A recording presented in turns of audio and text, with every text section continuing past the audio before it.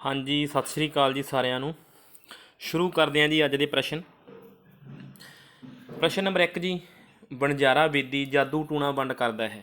भाव ਵਣਜਾਰਾ ਬੇਦੀ ने जादू टूणे की वंड की है 6 प्रकार की। 6 प्रकार के जोड़े जादू टूणे जोड़े ने दसे है ठीक है। काला जादू, चिट्टा जादू, भावात्मक।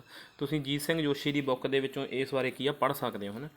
6 प्रकार के मतलब ये मैं तां लिख लिया कि पता नहीं है ना आने वाले पेपर के किदां दा प्रश्न आ जाना वा। सो ये भी याद ही कर लेना चाहिए कि जोड़े जादू टूणे ने वो 6 प्रकार के हैगे ने। अगे जी गुरबख्श सिंह फ्रैंक अनुसार सभ्याचार के सोमे हैगे ने 3 तरह के। ठीक है जी, तो ये भी जोड़ा प्रश्न तुसीं ये भी पढ़ लेना वा। अगे जी प्रश्न, बीबी लाडली नी रोटी पिछों मंगे खीर, बीबी दा बापू बैठा ज्यों राजियां विच वजीर।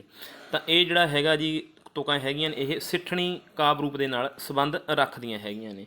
ਇਹ +1 की किताब ਦੇ ਵਿੱਚ ਵੀ ਹੈਗੀ ਆ। मतलब व्यंग हैगा वा चंगा ਜਾਂ माड़ा। ठीक है, दोनों तरह का हो सकता वा। तो ये भुलेखा ना खा जाओ इस प्रश्न का तुसीं। अगे जी, तिलक गई मेरे हत्थ की पूणी, चुप हो गई घुड़केंदी चरखी।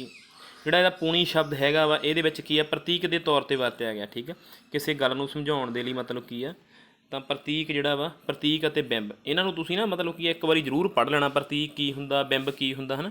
ਜਿਵੇਂ ਮਿੱਟੀ ਧੁੱਧ ਜਗ, ਜਿਵੇਂ ਪਹਿਲੀ ਵਾਰ ਹੈਗੀ ਆ ਭਾਈ ਗੁਰਦਾਸ ਜੀ ਦੀ, ਮਿੱਟੀ ਧੁੰਦ ਜਗ ਚਾਨਣ ਹੋਆ, ਜਿਉਂ ਕਰ ਸੂਰਜ ਨਿਕਲਿਆ, ਤਾਰੇ ਛਪੇ ਅੰਧੇਰ ਪਲਵਾ ਹੈ ਨਾ। ਤਾਂ ਉਹਨਾਂ ਨੇ ਆਪਣੀ ਗੱਲ ਨੂੰ ਸਮਝਾਉਣ ਦੇ ਲਈ ਉਦਾਹਰਨਾਂ ਦੇ ਕੇ, ਪ੍ਰਤੀਕ ਦੇ ਕੇ ਹੈ ਨਾ, ਮਤਲਬ ਕੀ ਆ ਆਪਣਾ ਜਿਹੜਾ ਸਬਜੈਕਟ ਵਾ ਉਹ ਕਲੀਅਰ ਕੀਤਾ ਵਾ। ਅੱਗੇ ਗੱਲ ਕਰਦੇ ਹਾਂ ਜੀ ਅਸੀਂ, ਸਾਹਿਤ ਬੋਧ ਰਚਨਾ ਹੈ ਪ੍ਰੇਮ ਪ੍ਰਕਾਸ਼ ਦੀ। ਇਕੱਲੀ ਸਾਹਿਤ ਬੋਧ ਜਿਹੜੀ ਰਚਨਾ ਹੈਗੀ ਆ ਪ੍ਰੇਮ ਪ੍ਰਕਾਸ਼ ਦੀ ਲਿਖੀ ਹੋਈ ਹੈ। ਅੱਗੇ ਪ੍ਰਸ਼ਨ ਜੀ, ਸਤੀਆਂ ਦੀ ਪਰਿਭਾਸ਼ਾ ਨੂੰ ਨਵੇਂ ਸਿਰੇ ਤੋਂ ਕਿਸ ਗੁਰੂ ਜੀ ਨੇ ਕਿਸ ਵਾਰ ਵਿੱਚ ਪੇਸ਼ ਕੀਤਾ? ਵਾਰ ਸੂਹੀ ਦੇ ਵਿੱਚ। ਠੀਕ ਹੈ ਜੀ, ਮਹੱਲਾ 5ਵਾਂ, ਨਾਨਕ ਸਤੀਆਂ ਜਾਣੀਏ ਜੋ ਬਿਹਰੇ ਚੋਟ ਮਰਨ। ਠੀਕ ਹੈ ਜੀ, ਇਹ ਤੁਸੀਂ ਧਿਆਨ ਦੇ ਵਿੱਚ ਰੱਖਣਾ ਹੈਗਾ ਵਾ। ਸ਼੍ਰੀ ਗੁਰੂ ਅਮਰਦਾਸ ਜੀ ਨੇ ਮਤਲਬ ਜਿਹੜਾ ਸਤੀਆਂ ਦਾ ਸ਼ਬਦ ਜਿਹੜੀ ਪਰਿਭਾਸ਼ਾ ਦਿੱਤੀ ਹੈਗੀ ਆ ਨਵੇਂ ਸਿਰੇ ਤੋਂ, ਤਾਂ ਉਹ ਵਾਰ ਸੂਹੀ ਦੇ ਵਿੱਚ ਮਹੱਲਾ 3। ਨਕਲਾਂ 2 ਪ੍ਰਕਾਰ ਦੀਆਂ ਹੁੰਦੀਆਂ ਨੇ। ਠੀਕ ਹੈ ਜੀ, +2 ਦੀ ਕਿਤਾਬ ਦੇ ਵਿੱਚ ਟੈਸਟ ਬੁੱਕ ਦੇ ਵਿੱਚ 2 ਪ੍ਰਕਾਰ ਦੀਆਂ ਦਿੱਤੀਆਂ ਹੋਈਆਂ ਜੀ। ਇਹ ਟਿਚਰਾਂ ਕਹਿ ਸਕਦੇ ਹੈਗੇ ਆ, ਪਟੜੀਆਂ ਕਹਿ ਸਕਦੇ ਹੈਗੇ ਆ। ਠੀਕ ਆ, ਝਾਕੀਆਂ ਰਾਹੀਂ ਪੇਸ਼ ਕਰਨਾ ਨਕਲਾਂ ਜਿਹੜੀਆਂ ਉਹ ਪਟੜੀਆਂ ਕਹਾਉਂਦੀਆਂ ਹਨ। ਪਟੜੀਆਂ ਜਿਹੜੀਆਂ ਲੰਮੀਆਂ ਨਕਲਾਂ ਹੁੰਦੀਆਂ ਨੇ ਜਿਨ੍ਹਾਂ ਨੂੰ ਝਾਕੀਆਂ ਵਿੱਚ ਪੇਸ਼ ਕੀਤਾ ਜਾਂਦਾ ਵਾ ਨਾ। ਤਾਂ ਇਹ ਧਿਆਨ ਰੱਖਿਓ, ਪਟੜੀਆਂ ਦਾ ਸੰਬੰਧ ਕੀ ਹੈ, ਝਾਕੀਆਂ ਦੇ ਨਾਲ ਹੈਗਾ ਵਾ। 3 ਪ੍ਰਕਾਰ ਦੀਆਂ ਜਿਹੜੀਆਂ ਹੈਗੀਆਂ ਨੇ, ਇਸ ਬਾਰੇ ਮੈਂ ਥੋੜ੍ਹਾ ਜਿਹਾ ਪੜ੍ਹਿਆ ਸੀ ਪਰ ਮੈਨੂੰ ਲੱਭਿਆ ਨਹੀਂ ਗਾ 3 ਪ੍ਰਕਾਰ ਦੀਆਂ। ਤਾਂ ਮੈਨੂੰ ਲੱਗਦਾ ਕਿ ਨਕਲਾਂ 2 ਪ੍ਰਕਾਰ ਦੀਆਂ ਹੀ ਹੈਗੀਆਂ ਨੇ, ਲੰਮੀਆਂ ਨਕਲਾਂ, ਛੋਟੀਆਂ ਨਕਲਾਂ ਹਨ। ਤਾਂ ਰੂਪ ਦੇ ਪੱਖੋਂ ਜਾਂ ਵਿਸ਼ੇ ਪੱਖੋਂ ਜਿਹੜੀਆਂ ਨਕਲਾਂ ਹੁੰਦੀਆਂ ਨੇ, ਮਰਨ ਦੂਜੇ ਜਨਮ ਨਾਲ ਸੰਬੰਧਿਤ ਜਾਂ ਵਿਆਹ ਨਾਲ ਸੰਬੰਧਿਤ ਜਾਂ ਵਿਸ਼ੇ ਵਸਤੂ ਦੇ ਪੱਖ ਤੋਂ ਹੈ ਨਾ। ਤਾਂ ਹੋਰ ਖੁਸ਼ੀ ਦੇ ਮੌਕਿਆਂ 'ਤੇ ਜਿਹੜੀਆਂ ਮਤਲਬ ਕੀ ਆ ਨਕਲਾਂ ਪੇਸ਼ ਕੀਤੀਆਂ ਜਾਂਦੀਆਂ ਨੇ। ਵਿਸ਼ਾ ਵਸਤੂ ਦੇ ਪੱਖ ਤੋਂ 3 ਤਰ੍ਹਾਂ ਦੀਆਂ ਹੁੰਦੀਆਂ ਨੇ, ਜਨਮ ਦੇ ਨਾਲ ਸੰਬੰਧਿਤ, ਵਿਆਹ ਨਾਲ ਸੰਬੰਧਿਤ ਜਾਂ ਹੋਰ ਖੁਸ਼ੀ ਦੇ ਮੌਕਿਆਂ 'ਤੇ ਹੈ ਨਾ। ਇਹ ਧਿਆਨ ਦੇ ਵਿੱਚ, ਇਸ ਪ੍ਰਸ਼ਨ ਨੂੰ ਧਿਆਨ ਦੇ ਵਿੱਚ ਰੱਖ ਲਓ। ਠੀਕ ਆ, ਤੁਸੀਂ ਮਤਲਬ ਅੱਗੇ ਗੱਲ ਕਰਦੇ ਹੈਗੇ ਜੀ, ਸਵਾਂਗ ਜਿਹੜਾ ਨਾਟਕ ਹੁੰਦਾ ਵਾ, ਜਿਹੜਾ ਸਵਾਂਗ ਨਾਟਕ ਹੁੰਦਾ ਇਹ ਗੀਤ ਨਾਟਕ ਹੁੰਦਾ। ਅਸੀਂ ਪਹਿਲਾਂ ਕਰ ਚੁੱਕੇ ਹਾਂ। ਇਹਦੇ 'ਚ ਕਿਸੇ ਲੋਕ ਗਾਥਾ ਨੂੰ ਜਿਹੜਾ ਵਾ ਪੇਸ਼ ਕੀਤਾ ਜਾਂਦਾ ਵਾ। ਨੌਟੰਕੀ ਜਿਹੜਾ ਹੈਗਾ ਵਾ ਇਹ ਵਾਰਤਾਲਾਪ ਹੈਗੀ ਆ ਨਕਲ। ਅਤੇ ਰੰਗਾ ਅਤੇ ਬਿਗਲਾ ਜਿਹੜੇ ਪਾਤਰ ਹੁੰਦੇ ਨੇ ਉਹ ਨੌਟੰਕੀ ਦੇ ਪਾਤਰ ਜਿਹੜੇ ਨੇ ਗਿਣੇ ਜਾਂਦੇ ਨੇ। ਨੌਟੰਕੀ ਦਾ ਜਿਹੜਾ ਸੰਬੰਧ ਵਾ ਉਹ ਕੀ ਆ, ਸ਼ਹਿਜ਼ਾਦੀ ਦੇ ਨਾਲ ਮਤਲਬ ਕੀ ਆ ਜੋੜਿਆ ਜਾਂਦਾ ਵਾ। ਇਹ ਤਕਰੀਬਨ ਸਾਰਿਆਂ ਨੇ ਪੜ੍ਹਿਆ ਹੀ ਹੋਣਾ ਵਾ। ਤੁਸੀਂ ਧਿਆਨ 'ਚ ਕੀ ਰੱਖਣਾ ਵਾ, ਜਿਹੜਾ ਸਵਾਂਗ ਨਾਟਕ ਹੁੰਦਾ, ਗੀਤ ਨਾਟਕ ਹੁੰਦਾ, ਅਤੇ ਇਹਦੇ ਵਿੱਚ ਹੀ ਲੋਕ ਗਾਥਾ ਨੂੰ ਜਿਹੜਾ ਵਾ ਪੇਸ਼ ਕੀਤਾ ਜਾਂਦਾ ਵਾ। ਅੱਗੇ ਜੀ, ਸੋਹਣੀ ਮਹੀਵਾਲ। ਠੀਕ ਆ ਜੀ, ਗਾਰਗੀ ਦਾ ਨਾਟਕ ਹੈਗਾ, ਪੰਜਾਬੀ ਜਾਮੇ ਵਿੱਚ ਪੇਸ਼ ਨਹੀਂ ਹੋਇਆ। ਰੂਸ ਵਿੱਚ ਖੇਡਿਆ ਗਿਆ ਸਫਲਤਾ ਨਾਲ 6 ਅੰਕੀ ਨਾਟਕ ਸੀਗਾ ਇਹ। ਇਸ ਦੇ ਨਾਲ ਇੱਕ ਮਤਲਬ ਬਹੁਤ ਵਧੀਆ ਗੱਲ ਮੈਂ ਸੁਣੀ ਸੀ ਮਤਲਬ ਕਾਲਜ ਟਾਈਮ। ਸੋਭਾ ਸਿੰਘ ਜੀ ਨੇ ਮਤਲਬ ਕਿ ਚਿੱਤਰ ਬਣਾਇਆ ਸੀਗਾ, ਤਾਂ ਕਿਸੇ ਨੇ ਉਹਨਾਂ ਨੂੰ ਕਿਹਾ ਕਿ ਸੋਹਣੀ ਮਹੀਵਾਲ ਜਿਹੜਾ ਚਿੱਤਰ ਹੈਗਾ ਉਹ ਅਸ਼ਲੀਲ ਹੈਗਾ ਵਾ, ਤੁਸੀਂ ਕੀ ਆ ਅਸ਼ਲੀਲ ਬਣਾਤਾ ਹੈ ਨਾ। ਸੋਹਣੀ ਦੇ ਉੱਪਰ ਮਤਲਬ ਕਿ ਚੁੰਨੀ ਜਿਹੀ ਲਈ ਹੁੰਦੀ ਆ। ਅਤੇ ਸੋਭਾ ਸਿੰਘ ਜੀ ਨੇ ਕਹਿੰਦੇ ਜਵਾਬ ਇਹ ਦਿੱਤਾ ਸੀਗਾ, ਮਤਲਬ ਉਸ ਨੂੰ ਜਿਹਨੇ ਜਵਾਬ ਦਿੱਤਾ ਸੀਗਾ, ਮਤਲਬ ਪ੍ਰਸ਼ਨ ਕੀਤਾ ਸੀ ਕਿ ਜੀ ਤੁਸੀਂ ਜਿਹੜਾ ਅਸ਼ਲੀਲ ਚਿੱਤਰ ਬਣਾਇਆ ਵਾ ਇਹਦਾ, ਉਹ ਕਹਿੰਦੇ ਵੀ ਜਿਹੜੀ ਸੋਹਣੀ ਸੀ ਉਹ ਮਤਲਬ ਜਿਹੜਾ ਚਨਾਹ ਦਾ ਦਰਿਆ ਜਿਹੜੀ ਪਾਰ ਕਰਦੀ ਜਾਂਦੀ ਸੀ ਉਹ ਕੱਪੜੇ ਉਤਾਰ ਕੇ ਪਾਰ ਕਰਨ ਜਾਂਦੀ ਸੀ, ਵੀ ਮੈਂ ਤਾਂ ਉਹਦੇ ਉੱਪਰ ਮਤਲਬ ਕੀ ਆ ਉਹਨੂੰ ਮਤਲਬ ਕਿ ਉਹਦੀ ਅਸ਼ਲੀਲਤਾ ਨੂੰ ਫਿਰ ਵੀ ਢੱਕ ਦਿੱਤਾ ਥੋੜ੍ਹਾ ਜਿਹਾ। ਤਾਂ ਇੱਦਾਂ ਮਤਲਬ ਉਹਨਾਂ ਨੇ ਆਪਣੀ ਜਿਹੜੀ ਆ ਮਤਲਬ ਕੀ ਆ ਕਹਿ ਦਈਏ ਆਪਦੇ ਸਦਾਚਾਰ ਜਿਹੜਾ ਪੱਖ ਸੀਗਾ ਉਹਨੂੰ ਮਤਲਬ ਕੀ ਆ ਕਾਇਮ ਰੱਖਿਆ, ਜਾਂ ਉਹਨੂੰ ਕਹਿ ਸਕਦੇ ਹਾਂ ਕਿ ਉਹਨੂੰ ਮਤਲਬ ਕੀ ਆ ਲੁਕੋ ਲਿਆ ਹੈ ਨਾ। ਤਾਂ ਇਹ ਰੂਸ ਦੇ ਵਿੱਚ ਹੀ ਖੇਡਿਆ ਗਿਆ ਕਿਉਂਕਿ ਪੰਜਾਬੀ ਜਾਮੇ 'ਚ ਇਹਨੂੰ ਪੇਸ਼ ਕਰਨਾ ਜਿਹੜਾ ਸੀਗਾ ਔਖਾ ਸੀ ਹੈ ਨਾ। ਇਹਨੂੰ ਤੁਸੀਂ ਧਿਆਨ 'ਚ ਰੱਖਣਾ ਇਸ ਪ੍ਰਸ਼ਨ ਨੂੰ ਵੀ। ਅੱਗੇ ਜੀ, ਪੰਜਾਬੀ ਲੋਕ ਕਾਵਿ 12ਵਾਂ ਵਿਸ਼ਾ ਵਸਤੂ ਦੇ ਪੱਖ ਤੋਂ ਸੁਤੰਤਰ ਹੁੰਦਾ ਵਾ। ਠੀਕ ਹੈ ਜੀ, ਜਿਹੜੇ ਗੁਰੂ ਜੀ ਹੈਗੇ ਨੇ ਉਹਨਾਂ ਦੇ ਅਧਿਆਤਮਕ ਜਿਹੜੇ ਹੈਗੇ ਨੇ 12ਵਾਂ ਲਿਖੇ ਹੈਗੇ ਨੇ। ਠੀਕ ਆ, ਉਹਨਾਂ ਦਾ ਵਿਸ਼ਾ ਵਸਤੂ ਹੋਰ ਹੈਗਾ ਵਾ। ਤੇ ਅੰਮ੍ਰਿਤਾ ਪ੍ਰੀਤਮ ਜੀ ਦਾ ਜਿਹੜਾ ਵਿਸ਼ਾ ਵਸਤੂ ਹੈਗਾ ਹੋਰ ਹੈਗਾ। ਮਤਲਬ ਮਹੀਨਿਆਂ ਨੂੰ ਲੈ ਕੇ ਕੋਈ ਵੀ ਮਤਲਬ ਕਿ ਵਿਸ਼ਾ ਇਹਦੇ ਵਿੱਚ ਕੀ ਆ ਪਰੋਇਆ ਜਾ ਸਕਦਾ ਵਾ। ਅੱਗੇ ਗੱਲ ਕਰਦੇ ਹੈਗੇ ਜੀ ਅਸੀਂ ਭਾਵਾਂਸ਼। ਧਿਆਨ 'ਚ ਰੱਖਿਓ, ਛੋਟੀ ਤੋਂ ਛੋਟੀ ਵਿਆਕਰਨ ਇਕਾਈ ਹੈ, ਨਾ ਕਿ ਸ਼ਬਦ ਜਾਂ ਵਾਕ। ਰੂਪਗ੍ਰਾਮ, ਰੂਪੀਮ ਜਾਂ ਮਾਰਫੀਮ, ਅੰਗਰੇਜ਼ੀ 'ਚ ਇਹਨੂੰ ਮਾਰਫੀਮ ਕਹਿ ਦਿੱਤਾ ਜਾਂਦਾ। ਸ਼ਬਦਾਂ ਦੇ ਵੱਧ ਤੋਂ ਵੱਧ ਸਾਰਥਕ ਟੁਕੜੇ, ਜਿਵੇਂ ਪੜ੍ਹਦੀਆਂ ਸ਼ਬਦ, ਇਹ ਤੁਸੀਂ ਸਾਰਿਆਂ ਨੇ ਪੜ੍ਹਿਆ ਹੋਣਾ ਵਾ, ਪੜ੍ਹ ਦ ਈ ਆਂ, ਠੀਕ ਹੈ। ਤਾਂ ਇਹਦੇ ਜਿਹੜੇ ਸਾਰਥਕ ਟੁਕੜੇ ਆ ਉਹ ਕਿੰਨੇ ਹੈਗੇ ਨੇ? 4 ਹੈਗੇ ਨੇ। ਇਹ ਵੀ ਤੁਸੀਂ ਧਿਆਨ 'ਚ ਰੱਖ ਲੈਣਾ ਵਾ, ਕਿਉਂਕਿ ਇਹ ਜਿਹੜਾ ਪ੍ਰਸ਼ਨ ਹੈਗਾ ਮੈਨੂੰ ਲੱਗਦਾ ਕਾਫੀ ਕਿਤਾਬਾਂ ਦੇ ਵਿੱਚ ਜਿਹੜਾ ਦਿੱਤਾ ਹੋਇਆ ਹੈਗਾ ਵਾ। ਸਿਰਫ ਇੱਥੇ ਮੇਨ ਯਾਦ ਰੱਖਣ ਵਾਲੀ ਗੱਲ ਕਿਹੜੀ ਸੀਗੀ ਕਿ ਛੋਟੀ ਤੋਂ ਛੋਟੀ ਵਿਆਕਰਨ ਜਿਹੜੀ ਇਕਾਈ ਹੈਗੀ ਆ ਉਹਨੂੰ ਮਤਲਬ ਕੀ ਆ ਭਾਵਾਂਸ਼ ਦੇ ਨਾਲ ਜਿਹੜਾ ਵਾ ਜੋੜਿਆ ਜਾਂਦਾ ਜਦੋਂ ਤੋੜਿਆ ਜਾਂਦਾ, ਠੀਕ ਹੈ ਜੀ ਉਹਨੂੰ। ਅਗਲਾ ਪ੍ਰਸ਼ਨ ਹੈਗਾ ਸਾਡਾ ਜੀ ਸੁਰਜੀਤ ਸਿੰਘ ਪਾਤਰ। ਸੁਰਜੀਤ ਪਾਤਰ ਜੀ ਦੀ ਗਜ਼ਲ ਜਿਹੜਾ ਵਿਸ਼ਾ ਹੈਗਾ ਉਹ ਯਥਾਰਥ ਸਮਾਜਿਕ ਮਸਲੇ ਨੇ। ਰਹੱਸਵਾਦ ਜਿਹੜਾ ਵਾ ਨਾਮ ਮਾਤਰ ਵਾ, ਜਾਂ ਕਹਿ ਸਕਦੇ ਹਾਂ ਬਹੁਤ ਘੱਟ ਹੈਗਾ ਵਾ।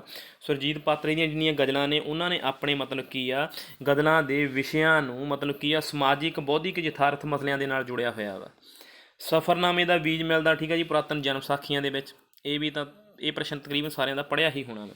ਪ੍ਰਗਤੀਵਾਦੀ ਕਾਵਿਧਾਰਾ ਦਾ ਮੁੱਢਲਾ ਕਵੀ ਕੌਣ ਹੈ? ਪ੍ਰੋਫੈਸਰ ਮੋਹਨ ਸਿੰਘ, ਅੰਮ੍ਰਿਤਾ ਪ੍ਰੀਤਮ ਤੇ ਪ੍ਰੋਫੈਸਰ ਮੋਹਨ ਸਿੰਘ। ਜੇ ਪ੍ਰਸ਼ਨ ਪੁੱਛਿਆ ਜਾਂਦਾ ਉੱਥੇ ਧਿਆਨ ਦੇ ਵਿੱਚ ਰੱਖਿਓ ਕਿ ਕਿਵੇਂ ਕਰਨਾ ਹੈਗਾ, ਜੇ ਪੁੱਛਿਆ ਕੀ ਜਾਂਦਾ ਹੈਗਾ। ਪ੍ਰਗਤੀਵਾਦੀ ਕਾਵਿਧਾਰਾ ਦਾ ਮੁੱਢਲਾ ਕਵੀ ਜਿਹੜਾ ਹੈਗਾ ਵਾ ਪ੍ਰੋਫੈਸਰ ਮੋਹਨ ਸਿੰਘ। ਅੱਗੇ ਜੀ ਪ੍ਰਸ਼ਨ ਨੰਬਰ, ਬੰਦਾ ਸਿੰਘ ਬਹਾਦਰ ਨਾਟਕ ਹੈਗਾ ਵਾ ਸੰਤ ਸਿੰਘ ਸੇਖੋਂ ਜੀ ਦਾ ਇਤਿਹਾਸਕ ਨਾਟਕ ਵਾ। ਧਿਆਨ 'ਚ ਰੱਖਿਓ ਇਸ ਨਾਟਕ ਨੂੰ ਮਤਲਬ ਕਿ ਹਰਚਰਨ ਸਿੰਘ ਜੀ ਦੇ ਨਾਲ ਨਾ ਜੋੜ ਦਿਓ। ਤਾਂ ਬੰਦਾ ਸਿੰਘ ਬਹਾਦਰ ਜਿਹੜਾ ਨਾਟਕ ਹੈਗਾ ਸੰਤ ਸਿੰਘ ਸੇਖੋਂ ਜੀ ਦਾ ਲਿਖਿਆ ਹੋਇਆ ਵਾ। ਅਗਲਾ ਪ੍ਰਸ਼ਨ ਜੀ ਸਾਡਾ, ਨਿਬੰਧ ਸੰਤੁਲਿਤ ਖਿਆਲਾਂ ਵਾਲੀ ਰਚਨਾ, ਸੰਖੇਪ, ਸਰਲ ਵਿਚਾਰ। ਨਿਬੰਧ ਜਿਹੜਾ ਹੁੰਦਾ ਵਾ ਉਹਦੇ ਵਿੱਚ ਸੰਤੁਲਿਤ ਖਿਆਲ, ਠੀਕ ਆ, ਪਰੋਏ ਹੁੰਦੇ ਨੇ, ਹੈ ਨਾ। ਸੰਖੇਪ ਹੁੰਦਾ ਵਾ, ਸਰਲ ਹੁੰਦਾ ਵਾ। ਕਿਸੇ ਅਧਿਆਪਕ ਸਾਥੀ ਨੇ, ਟੀਚਰ ਨੇ ਨਾ ਮਤਲਬ ਭੇਜੇ ਸੀਗੇ ਨੋਟਸ ਜੀ ਮੈਨੂੰ ਰਾਜਸਥਾਨ ਤੋਂ, ਤਾਂ ਉਹਦੇ ਵਿੱਚ ਇਹ ਪ੍ਰਸ਼ਨ ਸੀਗਾ ਮਤਲਬ ਸੰਤੁਲਿਤ ਖਿਆਲ ਜਿਹੜੇ ਹੁੰਦੇ ਨੇ, ਜਿਹੜੀ ਰਚਨਾ ਹੈਗੀ ਸੰਤੁਲਿਤ ਖਿਆਲਾਂ ਵਾਲੀ ਕਿਹੜੀ ਰਚਨਾ ਹੈਗੀ ਆ, ਤਾਂ ਉਹ ਮਤਲਬ ਨਿਬੰਧ ਜਿਹੜਾ ਸੀਗਾ ਪ੍ਰਸ਼ਨ ਰਾਜਸਥਾਨ ਦੇ ਪੇਪਰ ਦੇ ਵਿੱਚ ਇਹ ਪ੍ਰਸ਼ਨ ਆਇਆ ਹੋਇਆ ਸੀਗਾ। ਸੰਖੇਪ, ਸਰਲ ਵਿਚਾਰ। ਅੱਗੇ ਜੀ ਧਰਤੀਆਂ ਦੇ ਗੀਤ ਸਫ਼ਰਨਾਮਾ, ਬਰਜਿੰਦਰ ਸਿੰਘ ਹਮਦਰਦ ਜੀ ਦਾ ਲਿਖਿਆ ਹੋਇਆ ਇਹ। ਤਾਂ ਇਹਦੇ ਵਿੱਚ ਉਹਨਾਂ ਨੇ ਉੱਤਰ ਪੂਰਬੀ ਏਸ਼ੀਆਈ ਦੇਸ਼ਾਂ ਦੀ ਜਿਹੜੀ ਗੱਲ ਕੀਤੀ ਹੈਗੀ ਆ, ਉੱਤਰ ਪੂਰਬੀ ਏਸ਼ੀਆਈ ਦੇਸ਼ਾਂ ਬਾਰੇ ਹੈ। ਅੱਗੇ ਜੀ ਵਿਰਾਗ ਦੀ ਸਿਖਰ। ਵਿਰਾਗ ਜਿਹੜਾ ਗੁਰਬਾਣੀ ਦੇ ਵਿੱਚ ਵਿਰਾਗ ਜਿਹੜਾ ਹੈਗਾ ਵਾ ਜ਼ਿਆਦਾ ਮਿਲਦਾ ਵਾ, ਤਾਂ ਉਹ ਮਹੱਲਾ 9ਵਾਂ, ਸ਼੍ਰੀ ਗੁਰੂ ਤੇਗ ਬਹਾਦਰ ਜੀ। ਪੰਜਾਬੀ ਭਾਸ਼ਾ ਵਿੱਚ ਵਾਕ ਦਾ ਅੰਤ ਹੁੰਦਾ ਹੈ ਸਹਾਇਕ ਕਿਰਿਆ ਦੇ ਨਾਲ, ਠੀਕ ਹੈ ਜੀ। ਪੰਜਾਬੀ ਭਾਸ਼ਾ ਦੇ ਵਿੱਚ ਜਿਹੜਾ ਅੰਤ ਹੁੰਦਾ ਵਾ ਉਹ ਜਾਂਦਾ ਹੈ, ਆਉਂਦਾ ਹੈ ਸਹਾਇਕ ਕਿਰਿਆ ਦੇ ਨਾਲ। ਤਕਰੀਬਨ ਜ਼ਰੂਰੀ ਨਹੀਂ ਹੋ ਸਕਦਾ ਸਾਰੇ ਵਾਕ ਹੀ ਹੋਣ, ਪਰ ਜੇ ਇਹੋ ਜਿਹਾ ਪ੍ਰਸ਼ਨ ਆ ਜਾਂਦਾ ਵਾ ਤਾਂ ਇਹ ਤੁਸੀਂ ਧਿਆਨ ਦੇ ਵਿੱਚ ਰੱਖਿਓ। ਵਾਕ ਦੀਆਂ ਕਈ ਕਿਸਮਾਂ ਨੇ, ਵਾਕ ਦੀਆਂ ਕਈ ਤਰ੍ਹਾਂ ਦੀਆਂ ਬਣਤਰਾਂ ਹੈਗੀਆਂ ਨੇ, ਹੈ ਨਾ, ਤੁਸੀਂ ਇਹ ਚੀਜ਼ ਨੂੰ ਧਿਆਨ 'ਚ ਰੱਖਣਾ ਵਾ। ਅੱਗੇ ਜੀ ਨਾਮ ਜਿਹੜੇ ਹੈਗੇ ਨੇ, ਪੜਨਾਮ ਹੈਗੇ ਨੇ, ਸ਼ੁਰੂ ਵਿੱਚ ਆਉਂਦੇ ਹੈਗੇ ਨੇ, ਠੀਕ ਹੈ ਜੀ। ਜਿਹੜੀ ਕਿਰਿਆ ਹੈਗੀ ਆ ਉਹ ਵਿਚਕਾਰ ਦੇ ਵਿੱਚ ਆ ਜਾਂਦੀ ਹੈਗੀ ਆ। ਅੱਗੇ ਜੀ ਸਰਸਵਤੀ ਪੁਰਸਕਾਰ ਜਿਹੜਾ ਮਿਲਿਆ ਹੋਇਆ ਵਾ ਸੁਰਜੀਤ ਸਿੰਘ ਪਾਤਰ ਜੀ ਨੂੰ 2000 ਦੇ ਵਿੱਚ ਮਿਲਿਆ ਵਾ, ਠੀਕ ਹੈ ਜੀ, ਅਤੇ ਲਫ਼ਜ਼ਾਂ ਦੀ ਦਰਗਾਹ ਦੇ ਲਈ। ਅੱਗੇ ਜੀ ਲੋਕ ਕਥਾ ਤੋਂ ਵੱਖਰੀ ਹੈ। ਇਹ ਪ੍ਰਸ਼ਨ ਤੁਹਾਡੇ 'ਤੇ ਮੈਂ ਡਿਪੈਂਡ ਕਰਦਾ, ਤੁਹਾਡੇ ਲਈ ਛੱਡਤਾ ਇਹ ਪ੍ਰਸ਼ਨ ਮੈਂ। ਲੋਕ ਕਥਾ ਤੋਂ ਵੱਖਰੀ ਹੈ ਪਰੀ ਕਥਾ, ਮਿੱਥ ਕਥਾ, ਨੀਤੀ ਕਥਾ, ਜਾਤਕ ਕਥਾ। ਇਹਦਾ ਜਿਹੜਾ ਉੱਤਰ ਹੈਗਾ ਤੁਸੀਂ ਮੈਨੂੰ ਕੀ ਆ ਕਿਰਪਾ ਕਰਕੇ ਕਮੈਂਟ ਬਾਕਸ ਦੇ ਵਿੱਚ ਕੀ ਆ ਛੱਡ ਸਕਦੇ ਹੈਗੇ, ਕਿਉਂਕਿ ਲੋਕ ਕਥਾ ਕਿਸ ਤੋਂ ਵੱਖਰੀ ਆ? ਪਰੀ ਕਥਾ ਤੋਂ, ਮਿੱਥ ਕਥਾ ਤੋਂ, ਨੀਤੀ ਕਥਾ ਤੋਂ, ਜਾਂ ਜਾਤਕ ਕਥਾ ਤੋਂ। ਅਗਲੀ ਵੀਡੀਓ ਦੇ ਵਿੱਚ ਇਸ ਦਾ ਆਨਸਰ ਜਿਹੜਾ ਤੁਹਾਨੂੰ ਮੈਂ ਜਲਦੀ ਦੇ ਦੇਵਾਂਗਾ। ਅੱਗੇ ਸਾਡਾ ਪ੍ਰਸ਼ਨ ਜੀ, ਨਾਟਕ ਦਾ ਸੰਬੰਧ ਨਕਲ ਕਰਨ ਦੀ ਬਿਰਤੀ ਨਾਲ ਹੈ, ਨਾ ਕਿ ਨ੍ਰਿਤ ਦੇ ਨਾਲ ਜਾਂ ਕਿ ਧਰਮ ਦੇ ਨਾਲ। ਇਹ ਪ੍ਰਸ਼ਨ ਵੀ ਮੈਂ ਮਤਲਬ ਕੀ ਆ ਬਣਿਆ ਬਣਾਇਆ ਚੱਕਿਆ ਹੋਇਆ ਵਾ ਕਿ ਨਾਟਕ ਦਾ ਸੰਬੰਧ ਜਿਹੜਾ ਹੈਗਾ ਨਕਲ ਕਰਨ ਦੀ ਬਿਰਤੀ ਦੇ ਨਾਲ ਹੈਗਾ ਵਾ, ਨਾ ਕਿ ਨ੍ਰਿਤ ਦੇ ਨਾਲ। ਕਈ ਵਾਰੀ ਪ੍ਰਸ਼ਨ ਆ ਜਾਂਦਾ ਨਾ, ਮਤਲਬ ਘੁੰਮ ਘੁਮਾ ਕੇ ਕਈ ਵਾਰੀ ਪ੍ਰਸ਼ਨ ਆ ਜਾਂਦਾ ਵਾ ਨਾਟਕ ਦਾ ਸੰਬੰਧ ਨ੍ਰਿਤ ਦੇ ਨਾਲ ਸੀਗਾ ਪਹਿਲਾਂ, ਹੈ ਨਾ, ਤਾਂ ਮਤਲਬ ਇਸ ਨੂੰ ਤੁਸੀਂ ਧਿਆਨ 'ਚ ਰੱਖਣਾ ਵਾ। ਅੱਗੇ ਵਾਰਾਂ ਮੁੱਖ ਰੂਪ ਵਿੱਚ ਹਨ 2 ਤਰ੍ਹਾਂ ਦੀਆਂ। ਇਹ ਦੋਨੇ ਪ੍ਰਸ਼ਨ ਰਾਜਸਥਾਨ ਜਿਹੜਾ ਪੇਪਰ ਹੈਗਾ ਉਹਦੇ 'ਚ ਆਏ ਹੋਏ ਨੇ ਕਿ ਵਾਰਾਂ ਕਿੰਨੇ ਤਰ੍ਹਾਂ ਦੀਆਂ ਹੁੰਦੀਆਂ ਨੇ? 2 ਤਰ੍ਹਾਂ ਦੀਆਂ, ਠੀਕ ਹੈ। ਜੇ ਆਪਾਂ ਵੈਸੇ ਮੁੱਖ ਰੂਪ ਵਿੱਚ ਵਾਰਾਂ ਅਧਿਆਤਮਕ ਹੋ ਗਈਆਂ, ਬੀਰਸੀ ਹੋ ਗਈਆਂ, ਅਤੇ ਲੋਕ ਵਾਰਾਂ ਦਾ ਵੀ ਜ਼ਿਕਰ ਆਉਂਦਾ ਹੈਗਾ ਵਾ। ਇਹ ਹੁਣ ਉੱਥੇ ਆਪਸ਼ਨ 'ਤੇ ਡਿਪੈਂਡ ਕਰਦਾ ਕਿ ਤੁਹਾਨੂੰ ਪ੍ਰਸ਼ਨ ਪੁੱਛਿਆ ਕਿਵੇਂ ਜਾਂਦਾ। ਅੱਗੇ ਆ ਜਾਂਦਾ ਸਾਹਿਤ ਦੇ ਕਿੰਨੇ ਰੂਪ ਹਨ? ਸਾਹਿਤ ਦੇ 2 ਰੂਪ ਨੇ, ਗਦ ਹੋ ਗਿਆ ਅਤੇ ਪਦ ਹੋ ਗਿਆ, ਠੀਕ ਹੈ। ਅਤੇ ਤੀਜਾ ਹੋ ਗਿਆ ਚੰਪੂ ਰੂਪ, ਜਿਹਦੇ ਵਿੱਚ ਜ਼ਿਆਦਾਤਰ ਕਹਾਣੀਆਂ ਮਿਲਦੀਆਂ ਹੋ ਗਈਆਂ ਨੇ। ਜਿਹੜਾ ਚੰਪੂ ਹੈਗਾ ਨਾ ਮਤਲਬ ਲੋਕ ਕਾਵਿ, ਇਹ ਲੋਕ ਸਾਹਿਤ ਦੇ ਨਾਲ ਸੰਬੰਧ ਰੱਖਦਾ ਵਾ। ਮੈਨੂੰ ਲੱਗਦਾ ਸਾਹਿਤ ਰੂਪ ਦੇ ਨਾਲ ਘੱਟ ਲੱਗਦਾ ਹੈਗਾ ਵਾ। ਜਿਹੜਾ ਸਾਹਿਤਕ ਰੂਪ ਹੈਗੇ ਨੇ ਉਹ 2 ਹੀ ਹੈਗੇ ਨੇ, ਗਦ ਹੋ ਗਿਆ, ਪਦ ਹੋ ਗਿਆ। ਤੀਜਾ ਜਿਹੜਾ ਚੰਪੂ ਰੂਪ ਹੈਗਾ ਵਾ ਉਹਦੇ 'ਚ ਕਹਾਣੀਆਂ ਮਿਲਦੀਆਂ ਹੈਗੀਆਂ ਨੇ। ਪਰ ਇਹ ਵੀ ਤੁਸੀਂ ਪ੍ਰਸ਼ਨ ਜਿਹੜਾ ਦੋਨੇ ਪ੍ਰਸ਼ਨ ਕੀ ਆ ਧਿਆਨ ਦੇ ਵਿੱਚ ਰੱਖਣੇ ਨੇ, ਉੱਥੇ ਪੁੱਛੇ ਕਿਵੇਂ ਜਾਂਦੇ ਨੇ। ਅਧਿਆਤਮਕ ਵਾਰਾਂ, ਲੋਕ ਵਾਰਾਂ, ਵੀਰ ਰਸੀ ਵਾਰਾਂ, ਸਾਹਿਤ ਦੇ ਰੂਪ, ਗਦ, ਪਦ ਅਤੇ ਚੰਪੂ। ਅੱਗੇ ਜੀ ਗੁਰਸ਼ਰਨਕਾਰ ਜਿਹੜਾ ਹੈਗਾ, ਗੁਰਸ਼ਰਨ ਭਾਊ ਜੀ ਜਿਹੜੇ ਹੈਗੇ ਨੇ ਨਾਟਕਕਾਰ, ਪਿੰਡ ਤੱਕ, ਪਿੰਡ ਦੇ ਹਰ ਪੱਧਰ ਤੱਕ, ਜਿਵੇਂ ਕਹਿੰਦੇ ਗਲੀ ਮੁਹੱਲੇ ਤੱਕ ਨਾਟਕ ਨੂੰ ਲੈ ਜਾਣ ਵਾਲੇ ਹੈਗੇ ਨੇ। ਉਹਨਾਂ ਨੇ ਮਤਲਬ ਕਿ ਨਿਮਨ ਵਰਗ ਜਿਹੜਾ ਪੇਂਡੂ ਅਤੇ ਸ਼ਹਿਰੀ ਦੋਨੇ ਵਰਗਾਂ ਨੂੰ ਮਤਲਬ ਲਿਆ ਹੈਗਾ। ਨਿਮਨ ਭਾਵ ਕੀ ਆ, ਛੋਟੇ ਪੱਧਰ ਦੇ ਲੋਕਾਂ ਦਾ ਜਿਹੜਾ ਜੀਵਨ ਵਾ ਉਹ ਪੇਸ਼ ਕੀਤਾ ਵਾ।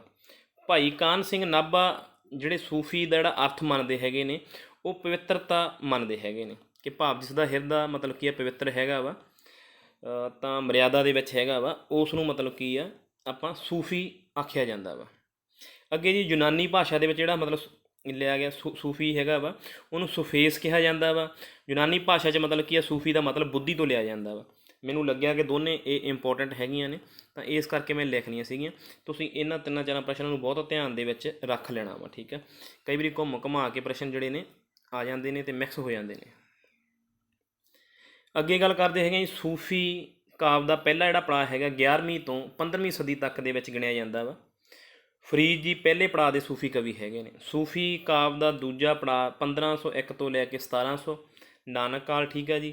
ਸ਼ਾਹ ਹੁਸੈਨ ਅਤੇ ਸੁਲਤਾਨ ਬਾਹੂ ਜਿਹੜੇ ਹੈਗੇ ਨੇ ਦੂਜੇ ਪੜਾਅ ਦੇ ਸੂਫੀ ਕਵੀ ਹੈਗੇ ਨੇ। ਤੀਜਾ ਪੜਾਅ ਜਿਹੜਾ ਹੈਗਾ 1700 ਤੋਂ ਲੈ ਕੇ 1800 ਤੱਕ। ਅਲੀ ਹੈਦਰ ਬੁੱਲੇ ਸ਼ਾਹ ਜੀ ਪਹਿਲਾਂ, ਠੀਕ ਹੈ ਜੀ 80 ਦੇ ਵਿੱਚ, ਅਤੇ ਅਲੀ ਹੈਦਰ 90 ਦੇ ਵਿੱਚ, ਠੀਕ ਹੈ। ਇਹਨਾਂ ਦਾ ਜਨਮ ਜਿਹੜਾ ਵਾ ਪਤਾ ਹੋਣਾ ਕਿ ਮੈਂ ਕਿਹੜੀ ਸਦੀ ਬੋਲ ਰਿਹਾ ਵਾਂ, ਜਿਨ੍ਹਾਂ ਦਾ ਇਹ ਪੜ੍ਹੇ ਹੋਏ ਨੇ ਕੁਐਸਚਨ, ਠੀਕ ਹੈ। ਇਹਨਾਂ ਦਾ ਜਨਮ 80 ਦੇ ਵਿੱਚ ਹੁੰਦਾ, ਇਹਨਾਂ ਦਾ 90 ਦੇ ਵਿੱਚ। ਤਾਂ ਇਹ ਤੀਜੇ ਪੜਾਅ ਜਿਹੜੇ ਹੈਗੇ ਨੇ ਸੂਫੀ ਕਵੀ ਹੈਗੇ ਨੇ। ਅੱਗੇ ਜੀ ਚੌਥਾ ਜਿਹੜਾ ਪੜਾਅ ਹੈਗਾ 1800 ਤੋਂ ਲੈ ਕੇ 1850 ਤੱਕ। ਹਾਸ਼ਮ ਅਤੇ ਗੁਲਾਮ ਫਰੀਦ ਜਿਹੜੇ ਹੈਗੇ ਨੇ, ਜਿਹਨੂੰ ਆਪਾਂ ਕਹਿ ਦਈਏ ਕਿ ਸੂਫੀ ਕਾਵਿ ਦਾ ਜਿਹੜੀ ਹੈਗੀ ਆ ਢਹਿੰਦੀ ਕਲਾ ਹੈਗੀ ਆ ਚੌਥੇ ਪੜਾਅ ਦੇ ਵਿੱਚ ਹਾਸ਼ਮ ਅਤੇ ਗੁਲਾਮ ਦੇ ਨਾਲ। ਹਾਸ਼ਮ ਜੀ ਕਿੱਸਾਕਾਰ ਵੀ ਹੋਏ ਨੇ, ਸਾਰਿਆਂ ਨੂੰ ਪਤਾ, ਠੀਕ ਹੈ ਜੀ। ਸੂਤਰਿਕ ਸ਼ੈਲੀ ਦੇ ਕਿੱਸਾਕਾਰ, ਤਾਂ ਮਤਲਬ ਇਹ ਸੂਫੀ ਕਵੀ ਜਿਹੜੇ ਸੂਫੀ ਵਿਚਾਰ ਹੈਗੇ ਨੇ ਦੋਨਿਆਂ ਦੇ ਵਿੱਚ ਦੇਖੇ ਜਾ ਸਕਦੇ ਨੇ। ਤਾਂ ਗੁਲਾਮ ਫਰੀਦ, ਠੀਕ ਹੈ ਜੀ 272 ਕਾਫੀਆਂ, ਧਿਆਨ 'ਚ ਰੱਖਿਓ, ਠੀਕ ਹੈ ਜੀ ਇਹਨਾਂ ਨੂੰ। ਅੱਗੇ ਗੱਲ ਕਰਦੇ ਹੈਗੇ ਹਾਂ ਜੀ ਅਸੀਂ ਮੁਰਸ਼ਿਦ ਭਗਤੀ ਕਰਕੇ। ਸਾਰਿਆਂ ਨੇ ਪੜ੍ਹਿਆ ਹੈਗਾ ਵਾ ਕਿ ਜਿਹੜਾ ਬਾਬਾ ਬੁੱਲੇ ਸ਼ਾਹ ਹੈਗਾ ਉਹਨਾਂ ਨੂੰ ਮਤਲਬ ਕੀ ਆ, ਬੁੱਲੇ ਸ਼ਾਹ ਜੀ ਨੂੰ ਰੂਮੀ ਕਿਹਾ ਜਾਂਦਾ। ਕਿਸ ਨੇ ਕਿਹਾ, ਠੀਕ ਹੈ ਜੀ, ਡਾਕਟਰ ਲਾਜਵੰਤੀ ਨੇ। ਪਰ ਕਿਉਂ ਕਿਹਾ ਜਾਂਦਾ ਵਾ? ਇਹ ਤਾਂ ਕਿਹਾ ਜਾਂਦਾ ਵਾ ਕਿਉਂਕਿ ਉਹਨਾਂ ਦੀ ਤੁਲਨਾ ਮਤਲਬ ਜਮਾਲੂਦੀਨ ਰੂਮੀ ਦੇ ਨਾਲ ਕੀਤੀ ਜਾਂਦੀ ਆ। ਕਿਹਦੇ ਕਰਕੇ? ਮੁਰਸ਼ਿਦ ਭਗਤੀ ਕਰਕੇ। ਇਹ ਤੁਸੀਂ ਕੀ ਆ ਪੁਆਇੰਟ ਨੋਟ ਕਰ ਲੈਣਾ। ਮੇਰੇ ਲਈ ਇਹ ਨਵਾਂ ਪ੍ਰਸ਼ਨ ਸੀਗਾ। ਨਵੇਂ ਲੋਕ ਅਤੇ ਰਸ ਭਰੀਆਂ। ਨਵੇਂ ਲੋਕ ਜਿਹੜੀਆਂ ਕਹਾਣੀ ਹੈ ਜਿਹਨੂੰ ਮਿਲਿਆ ਹੋਇਆ, ਠੀਕ ਹੈ ਜੀ, ਕਹਾਣੀ ਸੰਗ੍ਰਹਿ ਨੂੰ ਸਾਹਿਤ ਅਕਾਦਮੀ ਅਵਾਰਡ ਕਦੋਂ ਮਿਲਿਆ, ਠੀਕ ਹੈ ਜੀ, ਤੁਹਾਨੂੰ ਯਾਦ ਹੋਣਾ ਵਾ 68 ਦੇ ਵਿੱਚ, ਧਿਆਨ 'ਚ ਰੱਖਿਓ। ਅਤੇ ਰਸ ਭਰੀਆਂ ਕਹਾਣੀਆਂ ਨੇ ਫਰਾਇਡਵਾਦ ਦਾ ਪ੍ਰਭਾਵ ਹੈ ਇਹਨਾਂ 'ਤੇ, ਠੀਕ ਹੈ ਜੀ। ਇਹ ਸੰਬੰਧ ਰੱਖਦੀਆਂ ਨੇ ਕੁਲਵੰਤ ਸਿੰਘ ਵਿਰਕ ਜੀ ਦੇ ਨਾਲ। ਰਸ ਭਰੀਆਂ ਕਹਾਣੀਆਂ ਤੁਸੀਂ ਜ਼ਰੂਰ ਪੜ੍ਹ ਸਕਦੇ ਹੋ, ਨਵੇਂ ਲੋਕ ਵੀ ਜ਼ਰੂਰ ਪੜ੍ਹ ਸਕਦੇ ਹੋ, ਠੀਕ ਹੈ, ਕਿਤੇ ਨਾ ਕਿਤੋਂ ਲੱਭ ਕੇ, ਠੀਕ ਹੈ। ਦੋਨੇ ਕਹਾਣੀਆਂ ਜਿਹੜੀਆਂ ਹੈਗੀਆਂ ਨੇ ਫਰਾਇਡਵਾਦ, ਅਸਲ 'ਚ ਫਰਾਇਡਵਾਦ ਜਿਹੜਾ ਪ੍ਰਭਾਵ ਨਹੀਂ ਕਹਿ ਸਕਦੇ, ਮੈਨੂੰ ਐਂ ਹੁੰਦਾ ਕਿ ਇਹਨਾਂ ਦਾ ਵਿਸ਼ਾ ਵਸਤੂ ਹੀ ਫਰਾਇਡਵਾਦ ਹੈਗਾ ਵਾ। ਮਤਲਬ ਇਸਤਰੀ ਮਰਦ ਦੇ ਜਿਹੜੇ ਸੰਬੰਧ ਹੈਗੇ ਨੇ, ਮਤਲਬ ਜਿਹੜਾ ਝੁਕਾਅ ਹੈਗਾ, ਮਤਲਬ ਕੀ ਆ ਹਿਊਮਨ ਟੈਂਡੈਂਸੀ ਹੈਗੀ ਆ ਜਿਹਦੀ, ਜਿਵੇਂ ਕਹਿ ਦਈਏ, ਤਾਂ ਇਹਨਾਂ ਨੂੰ ਪ੍ਰਭਾਵ ਦੇ ਵਿੱਚ ਨਹੀਂ ਮੈਨੂੰ ਲੱਗਦਾ ਕਿ ਇਹਨਾਂ ਦਾ ਵਿਸ਼ਾ ਹੀ ਜਿਹੜਾ ਫਰਾਇਡਵਾਦ ਹੈਗਾ ਵਾ। ਤਾਂ ਇਹ ਕਹਾਣੀਆਂ ਜਿਹੜੀਆਂ ਤੁਸੀਂ ਜ਼ਰੂਰ ਪੜ੍ਹ ਲਿਓ ਜੇ ਤੁਹਾਨੂੰ ਮੌਕਾ ਮਿਲਿਆ ਤਾਂ। ਅਗਲੇ ਪ੍ਰਸ਼ਨ ਸਾਡਾ ਜੀ, ਜਦੋਂ ਕਿਸੇ ਵਾਕ ਵਿੱਚ ਪੂਰਨ ਵਿਸ਼ਰਾਮ ਤੋਂ ਘੱਟ ਅਤੇ ਕਾਮੇ ਤੋਂ ਜ਼ਿਆਦਾ ਠਹਿਰਾਓ, ਠੀਕ ਹੈ ਜੀ, ਕੌਮੇ ਦੇ ਠਹਿਰਾਓ ਤੋਂ ਵੱਧ ਵਿਸ਼ਰਾਮ ਹੋਵੇ ਤਾਂ ਦੁਬਿੰਦੀ ਕਾਮਾ ਲੱਗਦਾ ਹੈ। ਇਹਨੂੰ ਧਿਆਨ ਦੇ ਨਾਲ ਪੜ੍ਹ ਲਿਓ। ਮੈਨੂੰ ਲੱਗਿਆ ਕਿ ਪ੍ਰਸ਼ਨ ਇੰਪੋਰਟੈਂਟ ਆ, ਮੈਂ ਰੱਟੇ ਲਾ ਲਿਆ ਸੀਗਾ ਵੀ ਇੱਦਾਂ ਦਾ ਪ੍ਰਸ਼ਨ ਕਦੇ ਆ ਜਾਣਾ ਜਾਵੇ ਅਤੇ ਮੁੜ ਕੇ ਯਾਦ ਨਹੀਂ ਹੁੰਦਾ ਗਾ। ਕੌਮੇ ਤੋਂ ਜ਼ਿਆਦਾ ਸਾਨੂੰ ਵਿਸ਼ਰਾਮ ਚਾਹੀਦਾ ਅਤੇ ਡੰਡੀ ਤੋਂ ਘੱਟ ਚਾਹੀਦਾ ਹੈਗਾ, ਤਾਂ ਕਿਹਦੀ ਵਰਤੋਂ ਹੁੰਦੀ ਹੈਗੀ ਆ? ਬਿੰਦੀ ਅਤੇ ਕੌਮੇ ਦੀ, ਠੀਕ ਹੈ ਜੀ। ਜਦੋਂ ਕਿਸੇ ਗੱਲ ਨੂੰ ਸਮਝਾਉਣ ਲਈ ਉਦਾਹਰਨ ਦੇਣੀ ਹੋਵੇ ਤਾਂ ਦੁਬਿੰਦੀ ਡੈਸ਼ ਦੀ ਵਰਤੋਂ ਜਿਹੜੀ ਆ ਉਹ ਕੀਤੀ ਜਾਂਦੀ ਹੈਗੀ ਆ, ਜਦੋਂ ਉਦਾਹਰਨ ਦਿੱਤੀ ਜਾਂਦੀ ਹੈਗੀ ਆ ਜਾਂ ਮਤਲਬ ਕੋਈ ਗੱਲ ਕਹਿਣੀ ਹੋਵੇ ਜਾਂ ਸਮਝਾਉਣੀ ਹੋਵੇ। ਅੱਗੇ ਜੀ ਨਾਟਕਾਂ ਵਿੱਚ ਵਾਰਤਾਲਾਪ ਲਿਖਣ ਵੇਲੇ ਡੈਸ਼ ਦੀ ਵਰਤੋਂ ਕੀਤੀ ਜਾਂਦੀ ਹੈ। ਰਾਮ ਸਿੰਘ ਡੈਸ਼, ਠੀਕ ਆ, ਫਲਾਣਾ ਦੂਜਾ ਜਵਾਬ ਦਿੰਦਾ ਵਾ, ਠੀਕ ਆ, ਜੰਗੀਰਾ ਤਾਂ ਡੈਸ਼। ਇਹ ਤੁਸੀਂ ਪ੍ਰਸ਼ਨ ਕੀ ਧਿਆਨ ਦੇ ਵਿੱਚ ਰੱਖ ਲਿਓ ਕਿ ਨਾਟਕਾਂ ਦੇ ਵਿੱਚ ਜੋ ਡੈਸ਼ ਵਰਤੀ ਜਾਂਦੀ ਆ ਵਾਰਤਾਲਾਪ ਲਿਖਣ ਦੇ ਲਈ। ਅੱਗੇ ਜੀ ਸਾਡਾ ਪ੍ਰਸ਼ਨ, ਵਾਰ ਲਈ ਪੌੜੀ ਜ਼ਰੂਰੀ ਤੱਤ ਹੈ। ਪਿਆਰਾ ਸਿੰਘ ਪਦਮ ਜੀ ਦਾ ਕਥਨ ਹੈਗਾ ਵਾ। ਵਾਰ ਦਾ ਜਿਹੜਾ ਪਿੰਡਾ ਹੈਗਾ ਪੌੜੀ ਹੈਗੀ ਆ, ਤਾਂ ਵਾਰ ਦਾ ਜਿਹੜਾ ਜ਼ਰੂਰੀ ਤੱਤ ਮੰਨਿਆ ਗਿਆ ਵਾ ਪਿਆਰਾ ਸਿੰਘ ਪਦਮ ਜੀ ਦੇ ਮੁਤਾਬਕ ਉਹ ਪੌੜੀ ਹੈਗੀ ਆ। ਸਾਰਿਆਂ ਨੇ ਹੀ ਵੈਸੇ ਕਿਹਾ ਹੈਗਾ ਵਾ, ਪਰ ਪਿਆਰਾ ਸਿੰਘ ਪਦਮ ਜੀ ਦੀ ਜਿਹੜੀ ਡੈਫੀਨੇਸ਼ਨ ਇਹ ਮਿਲਦੀ ਹੈਗੀ ਆ, ਇਹ ਤੁਸੀਂ ਮਤਲਬ ਕਿ ਇਹਨੂੰ ਯਾਦ ਰੱਖ ਲੈਣਾ ਵਾ। ਗੁਰੂ ਗੋਬਿੰਦ ਸਿੰਘ ਜੀ ਸ਼ਾਸਤਰ ਵਿੱਦਿਆ ਗ੍ਰਹਿਣ ਕੀਤੀ। ਰਾਜਪੂਤ ਵਜਰ ਸਿੰਘ ਜੀ ਤੋਂ। ਗੁਰਮੁਖੀ ਉਹਨਾਂ ਨੇ ਮਤਲਬ ਜਿਹੜੀ ਸਿੱਖੀ ਸੀਗੀ ਭਾਈ ਗੁਰਬਖਸ਼ ਸਿੰਘ ਜੀ ਤੋਂ। ਇਹ ਪ੍ਰਸ਼ਨ ਵੀ ਨਵੇਂ ਸੀ, ਇਹਨਾਂ ਨੂੰ ਧਿਆਨ ਦੇ ਵਿੱਚ ਰੱਖ ਲੈਣਾ ਵਾ। ਅੱਗੇ ਜੀ, ਬਖਸ਼ੀ ਸੀ ਜਿੰਦ ਹੀਰ ਸਲੇਟੜੀ ਨੂੰ, ਸਦਾ ਦੀ ਜ਼ਿੰਦਗੀ ਦੇ ਗਈ ਹੀਰ ਤੈਨੂੰ। ਵਾਰਿਸ ਸ਼ਾਹ ਨੂੰ ਕਿਹਾ ਹੈਗਾ, ਕਿਹਨਾਂ ਨੇ ਕਿਹਾ ਹੈਗਾ ਵਾ? ਬੋਲੀ ਵਾਰਿਸ ਨੂੰ ਪੰਜਾਬੀ ਬੋਲੀ ਦਾ ਵਾਰਿਸ ਆਖਦਾ ਇੱਕ ਪੰਜਾਬੀ ਕਵੀ, ਆਧੁਨਿਕ ਕਵੀ। ਤਾਂ ਉਹਦਾ ਤੁਸੀਂ ਨਾਂ ਜਿਹੜਾ ਮੈਨੂੰ ਦੱਸ ਸਕਦੇ ਹੈਗੇ ਹੋ। ਉਮੀਦ ਆ ਤੁਹਾਡੇ ਯਾਦ ਆ ਗਿਆ ਹੋਊਗਾ। ਬਖਸ਼ੀ ਸੀ ਜਿੰਦ ਹੀਰ ਸਲੇਟੜੀ ਨੂੰ, ਸਦਾ ਦੀ ਜ਼ਿੰਦਗੀ ਦੇ ਗਈ ਹੀਰ ਤੈਨੂੰ। ਪੰਜਾਬੀ ਬੋਲੀ ਦਾ ਅਸਲੀ ਜਿਹੜਾ ਵਾਰਿਸ ਹੈਗਾ ਵਾ ਉਹ ਵਾਰਿਸ ਸ਼ਾਹ ਹੈਗਾ ਵਾ, ਆਧੁਨਿਕ ਪੰਜਾਬੀ ਕਵੀ ਹੈਗਾ ਜਿਨ੍ਹਾਂ ਨੇ ਇਹ ਸ਼ਬਦ ਕਹੇ ਨੇ। ਤੁਸੀਂ ਕਮੈਂਟ ਦੇ ਵਿੱਚ ਮੈਨੂੰ ਮਤਲਬ ਕੀ ਆ ਦੱਸ ਸਕਦੇ ਹੈਗੇ ਹੋ ਜਿਨ੍ਹਾਂ ਨੂੰ ਇਹ ਪਤਾ ਹੈਗਾ ਵਾ। ਨੀਚੇ ਮੈਂ ਥੱਲੇ ਉੱਪਰ ਦਿੱਤਾ ਹੀ ਹੋਇਆ ਜੀ, ਵਿਧਾਤਾ ਸਿੰਘ ਤੀਰ ਜੀ ਨੇ ਕਿਹਾ ਹੈਗਾ, ਠੀਕ ਹੈ ਜੀ। ਇਹ ਅੱਗੇ ਜੀ, ਵਾਰਿਸ ਸ਼ਾਹ ਦੀ ਹੀਰ ਕਿੱਸਾ ਮੁਕਬਲ ਤੋਂ ਪ੍ਰਭਾਵਿਤ ਹੈ। ਭਾਵ ਵਾਰਿਸ ਸ਼ਾਹ ਜਿਹੜੀ ਹੀਰ ਕਿੱਸਾ ਜਿਹੜਾ ਲਿਖਿਆ ਹੋਇਆ ਵਾ ਉਹ ਮੁਕਬਲ ਤੋਂ ਕਾਫੀ ਪ੍ਰਭਾਵਿਤ ਹੈਗਾ ਵਾ। ਕਿੱਸਾ ਕਾਵਿ ਦੀ ਸੂਤਰਕ ਸ਼ੈਲੀ ਦਾ ਉਸਤਾਦ ਜਿਹੜਾ ਕਵੀ ਹੈਗਾ, ਕਿੱਸਾਕਾਰ ਹੈਗਾ ਵਾ ਹਾਸ਼ਮ। ਦੇਖੋ, ਵਾਰਿਸ ਸ਼ਾਹ ਨੂੰ ਚੰਨ ਸੂਰਜ ਕਿਹਾ, ਠੀਕ ਆ, ਹਰਨਾਮ ਸਿੰਘ ਸ਼ਾਨ ਨੇ। ਕਿਉਂ ਕਿਹਾ? ਕਿਉਂਕਿ ਉਹਦੇ ਵਿੱਚ ਵਿਸਥਾਰ ਬਹੁਤ ਜ਼ਿਆਦਾ ਵਾ, ਹਨ। ਅਤੇ ਚੰਨ ਕਿਹਾ ਹਾਸ਼ਮ ਜੀ ਨੂੰ, ਠੀਕ ਆ, ਕਿਉਂਕਿ ਉਹਨਾਂ ਨੇ ਮਤਲਬ ਕਿ ਸੰਖੇਪ ਭਾਵ ਘੱਟ ਸ਼ਬਦਾਂ ਦੇ ਵਿੱਚ ਰਵਾਨਗੀ ਜਿਹੜੀ ਆ ਜ਼ਿਆਦਾ ਦਿੱਤੀ ਹੈਗੀ ਹੈ, ਹੈ ਨਾ। ਅੱਗੇ ਜੀ, ਵਾਰ ਰਾਣੀ ਕੋਕਲਾਂ। ਵਾਰ ਸਾਰਿਆਂ ਨੇ ਪੜ੍ਹੀ ਹੈਗੀ ਆ, ਸੁਣੀ ਹੈਗੀ ਆ, ਠੀਕ ਆ। ਤਾਂ ਮੇਰੇ ਲਈ ਬਿਲਕੁਲ ਨਵਾਂ ਪ੍ਰਸ਼ਨ ਹੈ, ਮੈਂ ਠੋਸ ਲੱਭਣਾ ਚਾਹੁੰਦਾ ਸੀ ਇਹਦਾ ਕਾਰਨ ਵੀ ਇਹ ਵਾਕਈ ਮਤਲਬ ਕੀ ਆ। ਜਿਹੜੀ ਵਾਰ ਰਾਣੀ ਕੋਕਲਾਂ ਹੈਗੀ ਆ ਕਾਦਰ ਯਾਰ ਦੀ, ਉਹ ਸ਼ੀਰਫੀ ਕਾਵਿ ਰੂਪ ਦੇ ਵਿੱਚ ਹੈਗੀ ਆ, ਠੀਕ ਹੈ।